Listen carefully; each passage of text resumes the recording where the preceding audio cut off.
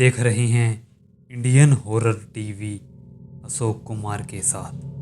दोस्तों, यदि आप हमारे चैनल पर नए हैं तो हमारे चैनल को सब्सक्राइब कीजिए और बेल आइकन प्रेस करना मत भूलना, ताकि हमारी लेटेस्ट वीडियो की नोटिफिकेशन आपके पास सबसे पहले पहुंचे।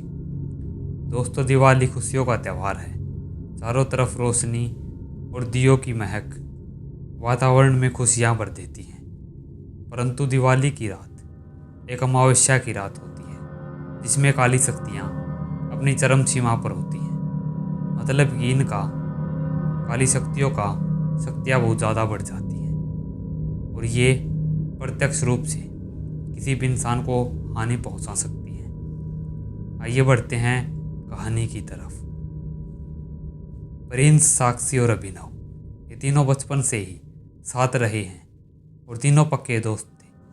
ये इस दिवाली पर कुछ अनोखा और इंटरेस्टिंग करने का प्लान करते हैं। ये इस दिवाली को एक यादगार दिवाली के तौर पर मनाने की कोशिश करते हैं। इसलिए ये सभी दिवाली के दिन रात को बाजार से पटाखे लेकर अपनी बाइक से तीनों एक सुनसान रोड पर आ जाते हैं, गांव और शहर की चहल पहल से दूर। अब रात ने भी अपने अंधेरा दिखाना शुरू कर दिया था और चारों तरफ अंधेरा इतना ज़्यादा हो चुका था कि कुछ भी सामने का ज़्यादा दिखाई नहीं दे रहा था। तीनों दोस्त एक सुनसान सड़क पर अपनी बाइक को रोकते हैं और पटाखों को नीचे उतार कर उन्हें एक एक करके जलाने लग जाते हैं। सभी 4-5 पटाखे जलाते हैं। उसके बाद अभिनव एक रॉकेट को जलाने के लिए उसे वहीं पर रख देता है। परंतु जैसे ही वह रॉकेट को जलाता है, रॉकेट का बैलेंस बिगड़ता है और वह दूर जाकर एक कुएं में जाकर गिर जाती है और एक जोर का धड़ाम से आवाज़ होती है। सभी दोस्त उस दिशा में देखते हैं, परंतु तीनों को कोई संकोच नहीं था, क्योंकि उन्हें पता था कि यहाँ पर उनके अलावा कोई नहीं है। इसलिए तीनों दोस्त पटाखे जलाने के लिए अपने आप में ही मगन हो जाते हैं। परंतु वे इस सच से अनजान थे कि उस कुएं में एक शैतानी शक्ति का वास था, जो कि इनके पटाखे के शोर से अब जाग चुकी थी। अमावस्या की रात होने के कारण इन प्रेतों की शक्तियाँ बहुत ज़्यादा बढ़ चुकी थी। अचानक ही उन सभी को उस पानी में से कुछ आवाज़ें सुनाई देने लग जाती हैं। ऐसा लग रहा था कि जैसे कुएं के पानी में कोई चल रहा हो और या अपने हाथ पांव मार रहा हो। तीनों को जब ये आवाज़ सुनाई देती है तो वे उस दिशा में आगे बढ़ते हैं और तीनों दोस्त कुएं के पास आ जाते हैं। तभी अभिनव आगे बढ़कर कुएं के अंदर देखता है। उसे अंधेरे में कुछ ज़्यादा दिखाई नहीं देता। वह अपने मोबाइल का फ्लैश ऑन करता है और उस कुएं में देखने लग जाता है। तो अभिनव की आंखें फटी की फटी रह जाती हैं। कुएं के पानी में उसे एक चेहरा दिखाई देता है, जिसे देखकर वह बहुत ज़्यादा डर जाता है। वह धड़ाम से पीछे की तरफ गिरता है और कांपते हुए प्रिंस और साक्षी से कहता है, कुएं में कोई है। दोनों उसे गिरता देख उसे संभालते हैं और प्रिंस कुएं की तरफ देखने लग जाता है। परंतु अब कुआं बिल्कुल सूखा हुआ था, उसमें पानी की बूंद भी नहीं थी। प्रिंस और साक्षी दोनों अभिनव का मजाक उड़ाने लग जाते हैं और उसे डरपोक समझने लग जाते हैं।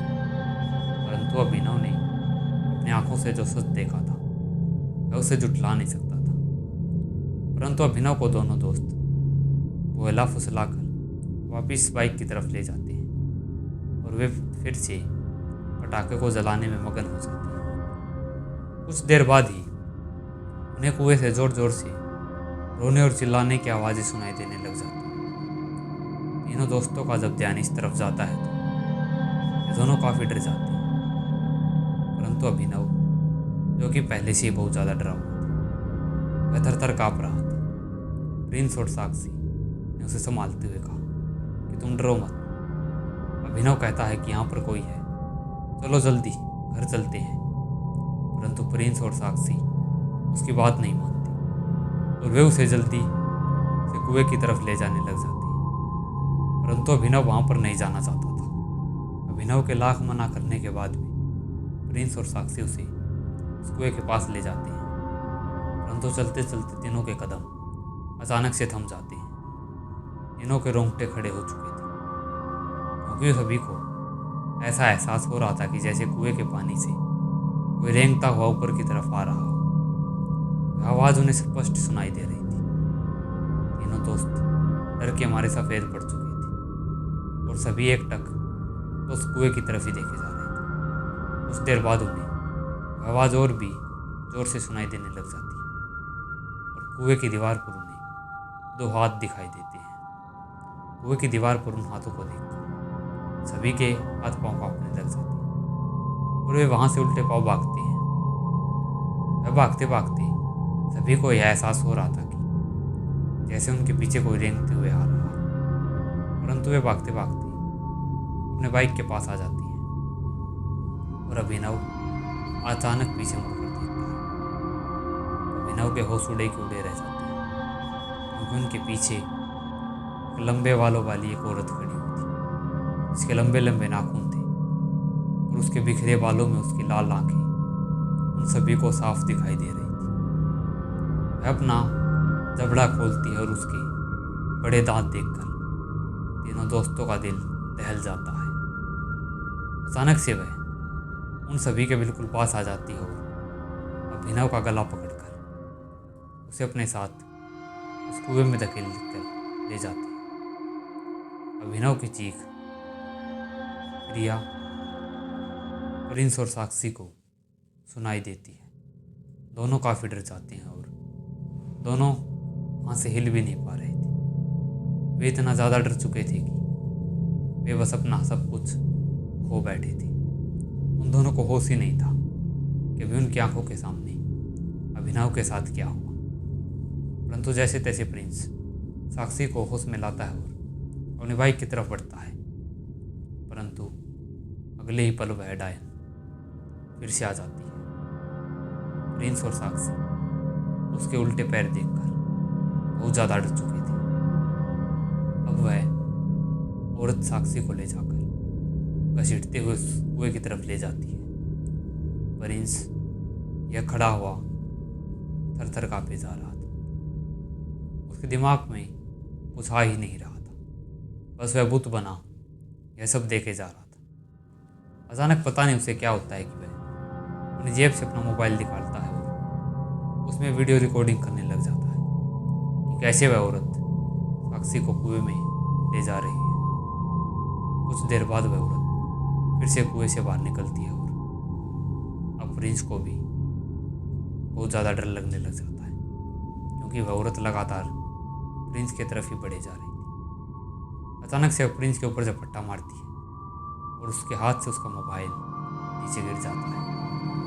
प्रिंस की भी सुनसान एरिया में आवाज़ गूंजने लग जाती है और कुछ देर बाद वह इलाका बिल्कुल शांत हो जाता है। अगले दिन जब पुलिस उन्हें ढूंढने के लिए आती है तो उन्हें तीनों का कुछ भी अता पता नहीं चलता, सिवाय उनकी बाइक के। अभिनव, प्रिंस और साक्षी उन्हें कहीं पर भी नहीं मिलते। उन्होंने आसपास की सभी जगह छान मारी थी, तब जाकर उन्हें प्रिंस का मोबाइल मिला। वह जब उसमें वह वीडियो देखते हैं तो पुलिस वालों के भी होश उड़ जाते हैं। उन सभी के भी हाथ पांव कांपने लग जाते हैं, क्योंकि उस वीडियो रिकॉर्डिंग में कैसे वह औरत साक्षी को कुएं के अंदर ले गई और वह कैसे प्रिंस की तरफ झपट रही थी, यह सब रिकॉर्डेड था। पुलिस इसे देखकर काफ़ी ज़्यादा डर जाती है और वह उस कुएं के पास ही एक साइन बोर्ड लगा देती है, जिसमें लिखा था कि इस कुएं के आसपास जाना मना है। यह बहुत ही खतरनाक कुआं है, यहाँ पर एक चुड़ैल का साया है। परंतु उस दिन के बाद से अभिनव, प्रिंस और साक्षी किसी को भी नहीं मिले। तो दोस्तों, आज की कहानी में बस इतना ही। यह कहानी आपको कैसी लगी? अगर अच्छी लगी हो तो वीडियो को लाइक, कमेंट और शेयर कर दीजिए। अगर चैनल पर नए हैं तो जल्दी से सब्सक्राइब कर दीजिए। अगर आपके पास भी ऐसी ही कोई कहानी है तो डिस्क्रिप्शन में दी गई हमारी ईमेल आईडी पर भेजिए। जल्द ही मिलते हैं ऐसी एक और डरावनी और खौफनाक कहानी के साथ।